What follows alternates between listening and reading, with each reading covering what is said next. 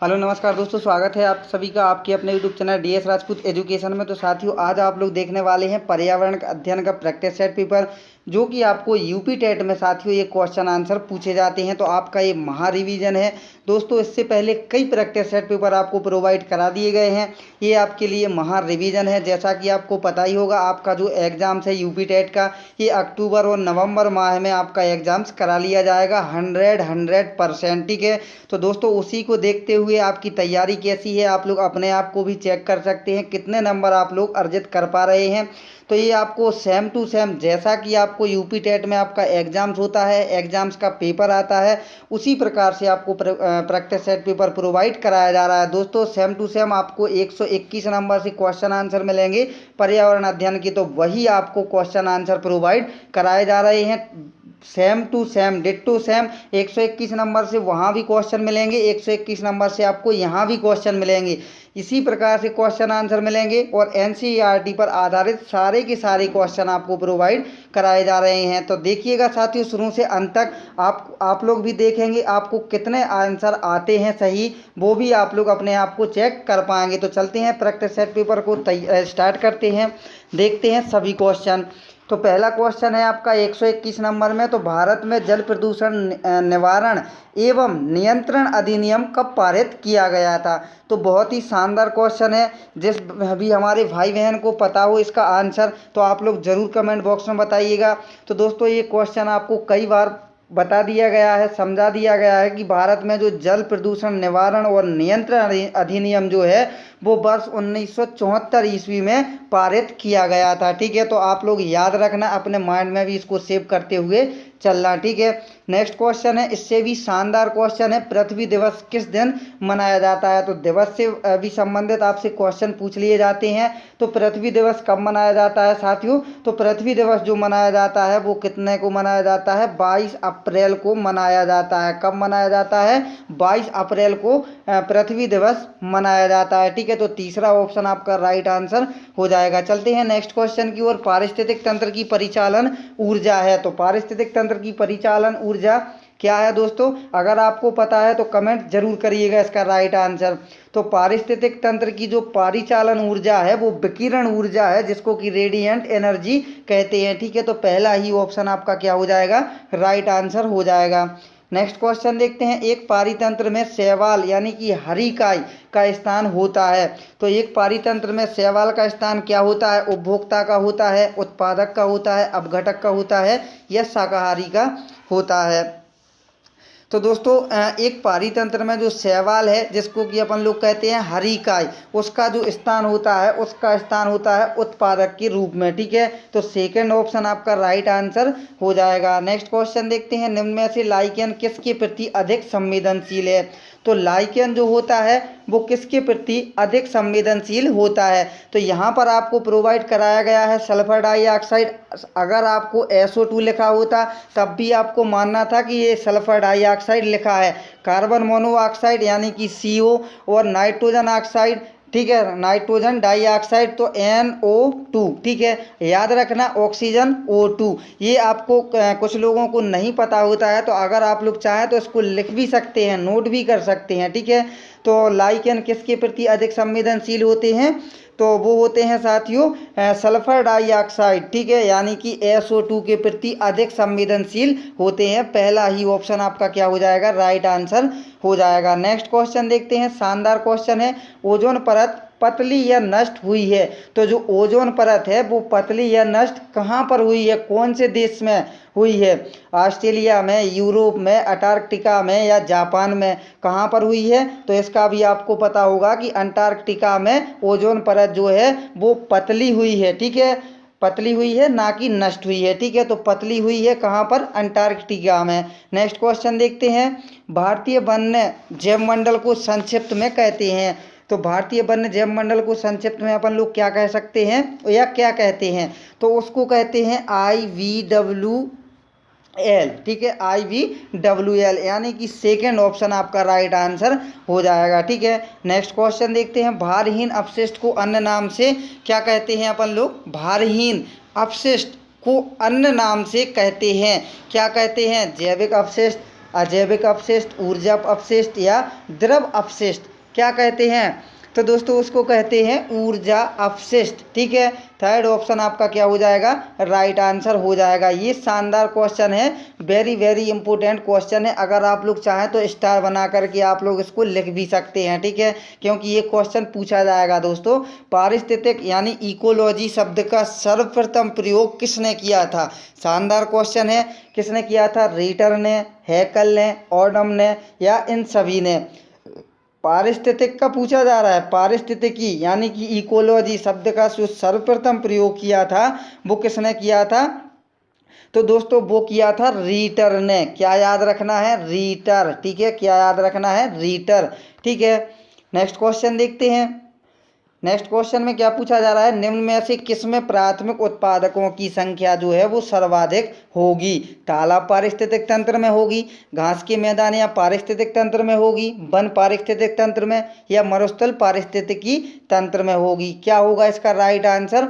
तो दोस्तों इसका जो राइट आंसर होगा, तालाब पारिस्थितिक तंत्र में जो है वो उत्पादकों की संख्या सर्वाधिक होगी। कौन से उत्पादक? प्राथमिक उत्पादकों की। ठीक है, याद रखना पहला ऑप्शन आपका राइट आंसर हो जाएगा। नेक्स्ट क्वेश्चन देखते हैं। एक पौधे अथवा उसकी जाति के पौधों के वातावरण के बीच संबंधों के अध्ययन को कहते हैं, उसको क्या कहते हैं? स्वपारिस्थितिकी, समपारिस्थितिकी या पारिस्थितिकी तंत्र, पारिस्थितिक या फिर जीन पारिस्थिति? क्या क्या हो जाएगा राइट आंसर? बताइए आप लोग जल्दी से इसका राइट आंसर। तो दोस्तों एक पौधे अथवा उसकी जाति के पौधों के वातावरण के जो बीच संबंध होता है उनके अध्ययन को अपन क्या कहते हैं? स्वपारिस्थितिकी यानी कि एटोकोलॉजी। ठीक है, ये आपका पहला ही ऑप्शन राइट आंसर हो जाएगा। नेक्स्ट क्वेश्चन देखते हैं। जलीय पारिस्थितिक तंत्र या किसी अन्य पारिस्थितिक तंत्र के लिए अंतिम ऊर्जा का स्रोत है, तो वो अंतिम ऊर्जा का स्रोत क्या होगा? ऑब्वियसली ये आपको पता होगा, तो ये होगा आपका सूर्य का प्रकाश। ये आपको आंसर बताने की आवश्यकता नहीं पड़ेगी, हमें आप पर पूरा पूरा भरोसा है। दोस्तों आप लोग बहुत ही इंटेलिजेंट हैं, तो आप लोग ज़रूर मेहनत करते रहिएगा, क्योंकि आपको केवल एक वैकेंसी चाहिए है, एक पद आपको चाहिए है टीचर बनने के लिए। तो आप लोग जी तोड़ मेहनत करिएगा दोस्तों, तन मन धन सभी लगा दीजिएगा, पूरी मेहनत करिएगा, क्योंकि ये वैकेंसी आने वाली हैं। ये लगभग आपकी 75,000 से कम वैकेंसी नहीं आएंगी। तो आपको 75,000 में से केवल एक जगह चाहिए ही चाहिए है, एक सीट आपको बुक करना है। दोस्तों तैयारी ऐसी करिएगा कि आपकी एक सीट जो बुक है वो हमेशा के लिए बुक हो जाए आपके लिए। ठीक है, और भविष्य में आप लोग टीचर बने। तो टीचर बनने के लिए आपको मेहनत करना है, यूपी टेट क्रैक करना है और सुपर टेट क्रैक करना है। तो ज़रूर हमारे साथ बने रहिएगा दोस्तों, बहुत अच्छे अच्छे आपको क्वेश्चन आंसर प्रोवाइड कराए जाते हैं प्रैक्टिस सेट पेपर के माध्यम से।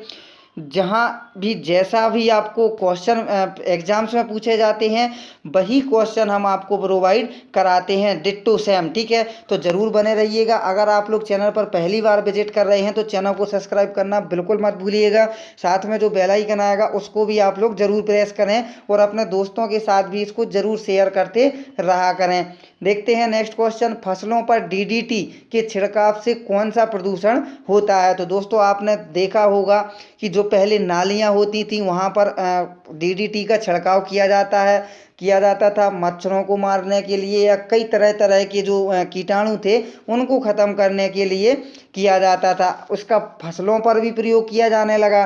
तो अब ये क्वेश्चन ये बन रहा है कि डीडीटी के छिड़काव से कौन सा प्रदूषण होता है? केवल वायु प्रदूषण होता है, वायु तथा मृदा प्रदूषण होते हैं, वायु जल तथा मृदा प्रदूषण या केवल जल प्रदूषण? तो कौन सा प्रदूषण होता है? इतने आप लोग समझदार हैं कि इसको आप लोग देखकर ही बता सकते हो कि सभी प्रकार से प्रदूषण इससे फैलेगा। वायु प्रदूषण भी होगा, जल प्रदूषण भी होगा और मृदा प्रदूषण भी होगा। जल, वायु तथा मृदा प्रदूषण होते हैं। ठीक है, डीडीटी के छिड़काव से। नेक्स्ट क्वेश्चन, ये क्वेश्चन पूछा जाएगा दोस्तों। नेक्स्ट क्वेश्चन, कौन सा वृक्ष जो है वो पारिस्थितिक आतंकवादी माना गया है? ये क्वेश्चन जो है वो कई तरह से कई प्रकार से आपसे पूछा जा सकता है। ठीक है, पर्यावरण का आतंकवादी वृक्ष किसे कहा गया है, ये भी पूछा जा सकता है। अब यहाँ पर पारिस्थितिक आतंकवादी, तो आपको केवल और केवल एक ही चीज़, एक ही वृक्ष का नाम याद रखना है, वो आपका कौन सा हो जाएगा, वो हो जाएगा यूकेलिप्टस। ठीक है, ये ही आपको याद करना है। आतंकवादी जब भी पूछा जाए वृक्ष, तो आपको यूकेलिप्टस का ही आंसर देना है। ये क्यों दोस्तों, ऐसा मानना है कि ये एक दिन में कम से कम 500 लीटर पानी अपने अंदर संग्रहित करता है। इस कारण से, क्योंकि जल बचाना हमारे लिए महत्वपूर्ण है, वृक्ष क्यों लगाए जाते हैं, ताकि वर्षा हो। लेकिन ये वृक्ष ऐसा है कि ये स्वयं ही 500 लीटर पानी अपने अंदर लेता है। ठीक है, बड़ा वृक्ष होने पर तो ये आतंकवादी की संज्ञा तो ओबियसली इसको दी ही जाएगी। तो आप लोग ऐसा भी समझ सकते हैं कौन सा वृक्ष है, वो यूकेलिप्टस है। नेक्स्ट क्वेश्चन देखते हैं। भारत में 1 अप्रैल 1973 को किस राष्ट्रीय उद्यान से प्रोजेक्ट टाइगर की शुरुआत की गई थी। बहुत ही महत्वपूर्ण क्वेश्चन है। ये हो सकता है आपको पहले से ही पता हो। तो जिम कॉर्बेट जो है वो 1 अप्रैल 1973 को प्रोजेक्ट टाइगर की शुरुआत की गई थी। ठीक है, राष्ट्रीय उद्यान से प्रोजेक्ट टाइगर की शुरुआत की गई थी। कौन से उसमें, जिम कॉर्बेट राष्ट्रीय उद्यान में। ठीक है, नेक्स्ट क्वेश्चन देखते हैं। इटाई इटाई नामक रोग किस धातु की कमी से होता है। तो ये महत्वपूर्ण है, ये भले ही साइंस का है आपका क्वेश्चन। ठीक है, लेकिन ये क्वेश्चन पूछे जाते हैं आपसे पर्यावरण अध्ययन में। तो इटाई इटाई नामक रोग किस धातु की कमी से होता है। तो कौन सी कमी से होता है दोस्तों, तो वो होता है आपका कैडमियम की कमी से। ठीक है, कौन सा आंसर हो जाएगा, कैडमियम आपका राइट आंसर हो जाएगा। Next question. पृथ्वी तल पर उस काल्पनिक रेखा को क्या कहते हैं जो पृथ्वी के ठीक 2 भागों में बंटती है। यानी कि ये पृथ्वी है और पृथ्वी तल पर काल्पनिक रेखा है जो कि 2 भागों में बांट देती है। तो उसको अपन क्या कहते हैं, कर्क रेखा, विषुवत रेखा, मकर रेखा, अंतर्राष्ट्रीय तिथि रेखा।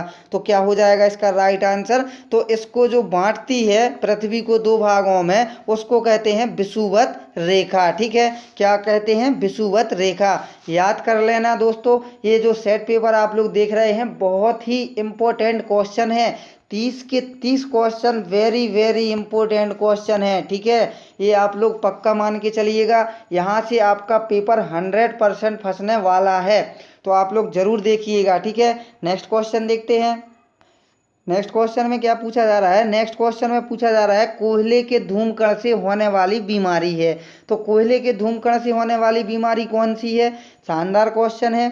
तो दोस्तों एंथ्राकोसिस जो एक होता है बीमारी, कोयले के धूल कण से होने वाली बीमारी होती है एंथ्राकोसिस। ठीक है, कोसिसी, ये आप लोग याद रखना। नेक्स्ट क्वेश्चन देखते हैं। निम्नलिखित में से कौन सा एक पारिस्थितिक पिरामिड्स का प्रकार नहीं है। तो कौन सा वो पिरामिड्स का प्रकार नहीं है पारिस्थितिक, बताइए आप लोग इसका राइट आंसर। तो विसर्जित ऊर्जा पिरामिड्स जो है वो पारिस्थितिक पिरामिड्स का प्रकार नहीं है, बाकी आपके ये सभी हो जाएंगे। ठीक है, नेक्स्ट क्वेश्चन देखते हैं। संसाधनों की संरक्षण के संदर्भ में निम्नलिखित में से कौन सा कथन जो है वो सत्य नहीं है। तो थोड़ा सा पढ़िएगा आप लोग, इसको आंसर देने की भी आप लोग कोशिश जरूर करिएगा। आई होप आपने इसको पढ़ लिया होगा, आंसर भी आपने कमेंट कर दिया होगा। तो दोस्तों अगर आपने थर्ड ऑप्शन को लॉक किया है तो आपका बिल्कुल सही हो जाएगा। मिट्टी व जल दीर्घकालीन या परिवर्तनीय संसाधन है, अतः उनके संरक्षण उपायों की आवश्यकता नहीं है। ये जो कथन है वो ये सत्य नहीं है आपका, बाकी कथन जो है वो सत्य हैं। Next question. मोमबत्ती का जलना किस प्रकार का परिवर्तन है, ये क्वेश्चन आपसे पूछा जाता है। तो मोमबत्ती का जलना किस प्रकार का परिवर्तन है दोस्तों, तो क्या हो जाएगा, क्या आंसर दोगे आप लोग।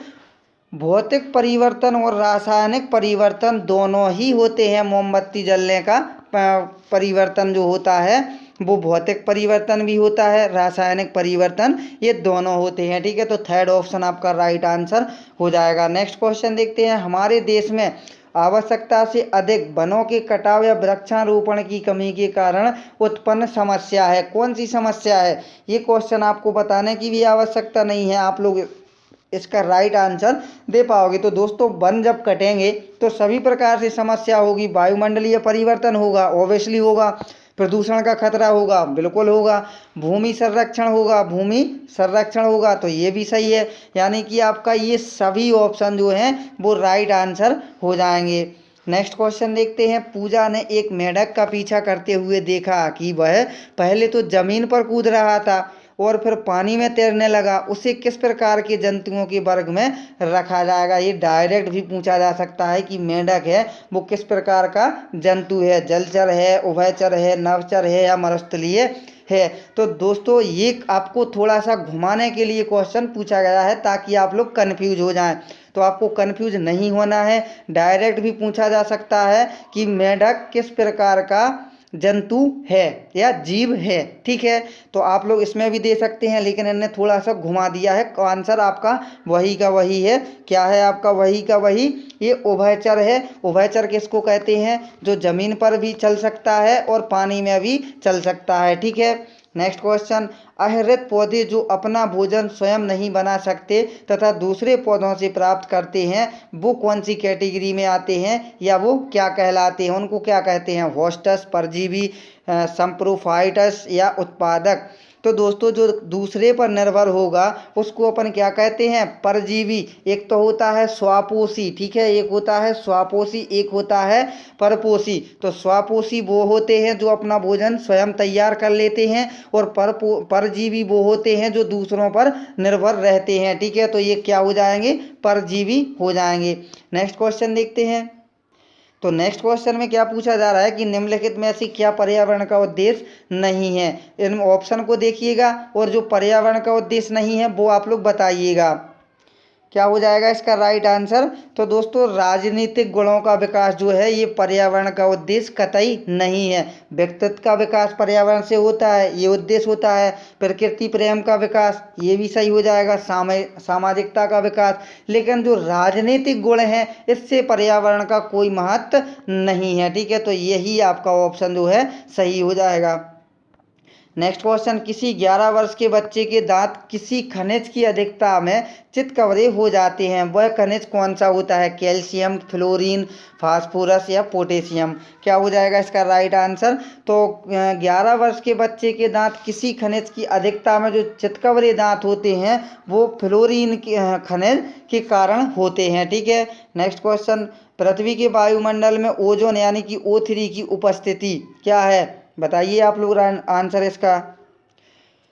तो पृथ्वी के वायुमंडल में ओजोन यानी O3 की उपस्थिति पृथ्वी यूवी किरणों के प्रभाव को कम करती है। ठीक है, इससे आपको डायरेक्ट याद रखना है कि पृथ्वी यूवी किरणों के प्रभाव को कम करती है। किसके कारण होती है कम? O3 की, ओजोन की उपस्थिति के कारण। ठीक है, नेक्स्ट क्वेश्चन। हथेली और तलवे की त्वचा शरीर के अन्य भागों की त्वचा से किस मायने में भिन्न होती है? ये शानदार क्वेश्चन है। आप लोगों के मन में भी कभी कभी ये विचार आता होगा, क्वेश्चन भी आपके अंदर आता होगा, तो आप लोग जरूर देखिएगा कि हथेली और तलवे की त्वचा जो शरीर के अन्य अंगों की त्वचा से किस मायने में भिन्न होती है। तो किस मायने में भिन्न होती है? तो वो होती है मोटी, श्रृंगीकृत बाहरी परत के साथ बाह्य त्वचा अपेक्षाकृत कैसी होती है? मोटी होती है।